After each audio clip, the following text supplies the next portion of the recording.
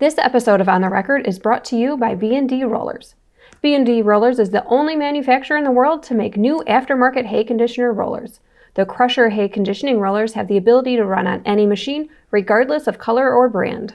I'm Executive Editor Kim Schmidt. Welcome to On the Record. Here's an update on what's currently impacting the ag equipment industry.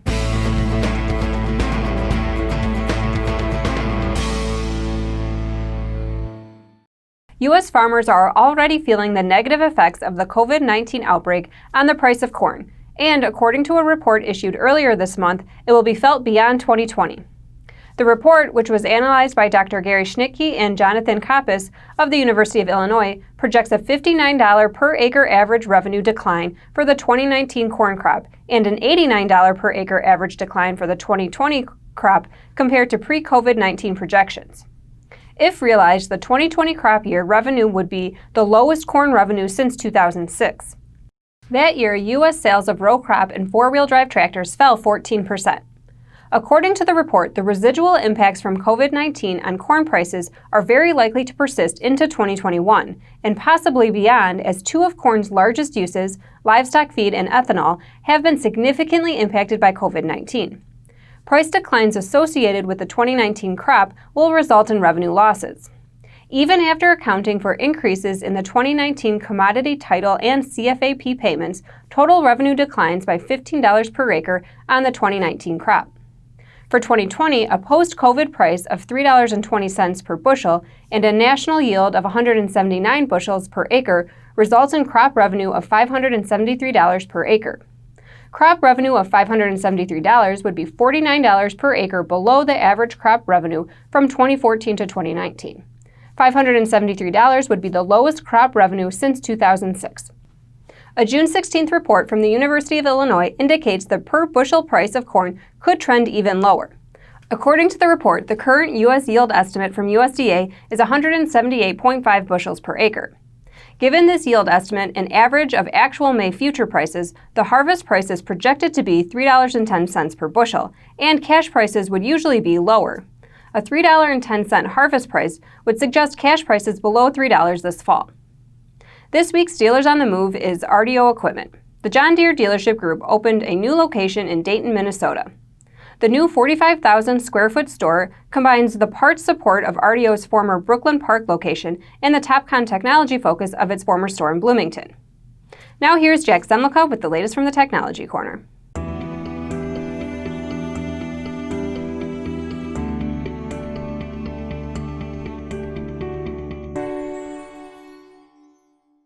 Thanks, Kim.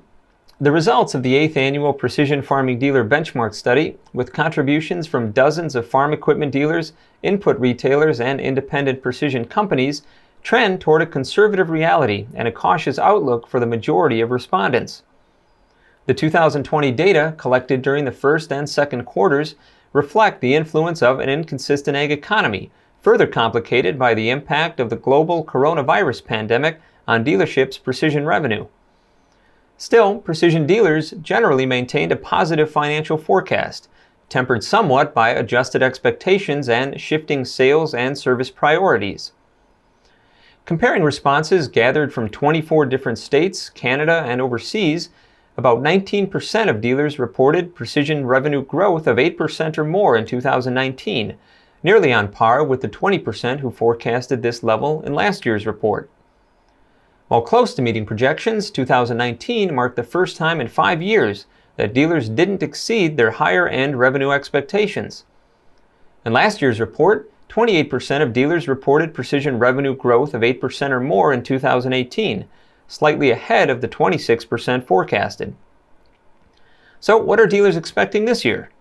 Overall, some 48% forecast revenue growth of at least 2% over 2019, with about 11% projecting growth of at least 8%. This continues an increasingly conservative revenue outlook going back the last 3 years. Some 37% of dealers expect little or no change in 2020 revenue, while about 16% forecast revenue declines of at least 2%, the highest total in the history of the benchmark study. You can find the complete 2020 benchmark study report and analysis coming in the summer issue of Precision Farming Dealer, and extended coverage of past studies at precisionfarmingdealer.com. Back to you, Kim. Thanks, Jack. Over 300 farmers responded to the 7th annual Strip Till Practices study from Strip Till Farmer, a sister publication to Ag Equipment Intelligence. Surveyed farmers answered questions about their strip tilling habits and equipment setups that strip tillers are putting to work on their farms. Farmers were asked about what equipment they purchased or updated on their farms in 2019, with nearly 38% of farmers saying they purchased a new tractor. Additionally, 36% purchased planter attachments in 2019, and just over 27% said they bought a new corn planter. Similar to last year's survey, self-propelled sprayers were at the bottom of the list for purchases in 2019. When asked what they have or plan to purchase in 2020, planter attachments led the way at 38% of strip tillers planning to purchase this equipment. It was followed by tractors at 23% and combines at 17%. Only 11% of farmers said they plan to purchase a sprayer in 2020. Farmers were also surveyed about what brands they utilize in their strip till operation. For the 6th year in a row, Kuhn-Krause was the most popular brand, with 21% of strip tillers using their equipment. Orthman came in at nearly 12.5%. Slightly over 10% of strip tillers reported using a Case IH unit. The full results of the report will be available from Strip Till Farmer later this summer. Ag credit conditions in the U.S. have taken a hit going into 2020. Associate Research Editor Ben Thorpe has more on this story. Thanks, Kim. As commodity prices have dropped, so has farm income, loan repayment rates, and loan interest rates. One dealer surveyed in Ag Equipment Intelligence's May 2020 Dealer Sentiments Update said they'd seen tightening credit conditions, having 9 credit declines in 1 week compared to 3 declines in all of 2019. Reports from the Kansas City Fed's 10th District and the Chicago Fed's 7th District showed how COVID-19 is impacting ag credit conditions in these specific regions. Among surveyed bankers in the Chicago Fed's report, 42% reported lower rates of loan repayment for non-real estate farm loans. Nearly half of surveyed bankers reported higher year-over-year levels of loan renewals and extensions in the first quarter. Nearly 1/5 of bankers said they were requiring more collateral for loans in the first quarter of 2019 compared to the same quarter last year. Some 17% of surveyed bankers in the Chicago Fed 7th District reported a year-over-year increase in loan demand, while 19% reported lower demand. Some 14% of bankers reported they had more funds available to lend, while 7% said they had less. Surveyed bankers in the Kansas City Fed's 10th District reported increased levels in both their collateral requirements and the rate of farm loan renewals and extensions in the first quarter of 2020. At the same time, loan repayment rates dipped. Funds availability for loans and loan demand in the 10th District increased for the second consecutive quarter. Survey respondents forecast a dip in fund availability and an increase in loan demand going into the second quarter.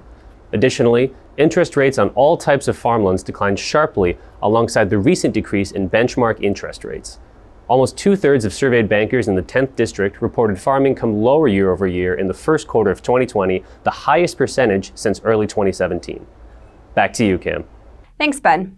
Deutz, a global manufacturer of drive systems, reported a rough start to the year in its first quarter earnings report. The company showed a decrease in all but one of its segments, as well as in its unit sales. The company said this was due in large part to a global fall in demand in key customer industries, which was heavily influenced by the spread of COVID-19.